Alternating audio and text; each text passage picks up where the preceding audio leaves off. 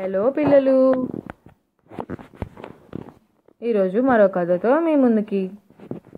అల్లరి కిడ్స్ ఛానల్లో అమ్మమాట. రామాపురం అనే ఊరిలో గోపన్నకు మేకల మంద ఉంది. ప్రతిరోజు ఆ మేకలను మేత కోసం అడిగి తీసుకెళ్లేవాడు. ఆ మందలో ఒక మేకకు ఒక పిల్ల పుట్టింది.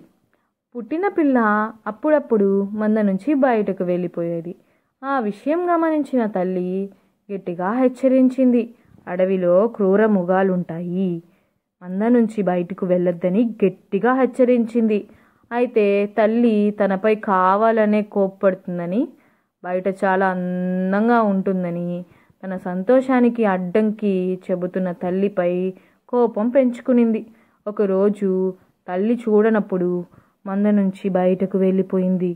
ఒంటరిగా తిరుగుతున్న పులికి కనిపించడంతో ఒక దుడుక్కున పంజా విసిరి మేక పిల్లలను ఆరగించింది. నీతేంటంటే, పెద్దలు పిల్లలకు ఏం చెప్పినా మంచి కోసమే చెప్తారు, వాళ్ళ సంతోషాన్ని అడ్డుకోవాలని కాదు. సరే పిల్లలు, ఉంటామల్లా మరో కథతో రేపు కలుద్దాం.